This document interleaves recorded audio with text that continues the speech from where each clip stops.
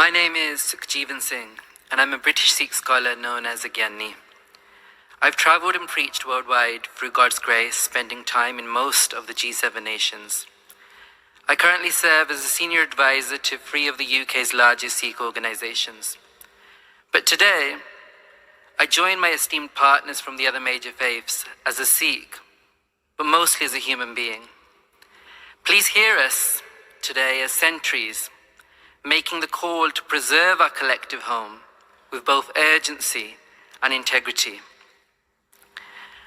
Our evolutionary story in the animal kingdom is one of the survival of the fittest. But this cannot translate to exploitation by the successful. Or else, what separates us as human beings and beasts of the wild? Today, there are nations in the world that are struggling, almost clutching on for their survival. The pandemic has been cruel. It has pushed those in poverty, debt, disease, and war even deeper in anguish. As we emerge from what we can only hope is the tail end of the pandemic, it is vital that we recognize that we are still at sea and the shore is still far from sight. Our journey is a collective one. Dear G7 leaders, our testimony of resilience against the pandemic makes a lighthouse of hope for not one, but the entire human race. It is our responsibility to make sure that our successes remain a source of light to be shared with others. And until every world leader stands together in body, mind, and resolve, we all remain in risk. Guru Nanak Dev Ji, the founder of my faith, said that compassion is the seed of everything good in the world. Access to healthcare, tests, vaccinations, and the provision of foreign aid should not be a means to soft diplomacy or a better image. Instead, compassion alone should give us direction. Compassion is the biggest instrument of development for our human race.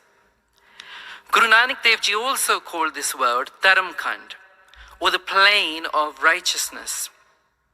He and subsequent gurus told us that human life is a blessing amongst all of creation. Through our strength and our intelligence, we have made much of nature subservient to our needs. Plants and animals have become our food.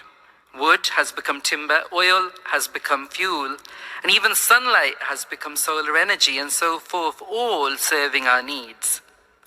The Sikh gurus accepted this as our natural position in the universe. But where does this service become unfair? Where does this service become slavery? Where does use become plunder? As we are not the owners of this earth, this subjugation of nature will come with a price. In the dharmic faiths, we call this the cycle of karma. We will all pay. The repercussions of the climate crisis and social injustice, science and faith are coming together more so than ever and are making the case of our collective survival. I urge world leaders to take inspiration from the enlightenment of our communities that have had so much apart, have come together and have attained. So world leaders, Guru Nanak Dev Ji said, for a thinker, for a scholar, for someone that makes a change, it is reflection and contemplation that brings them purity.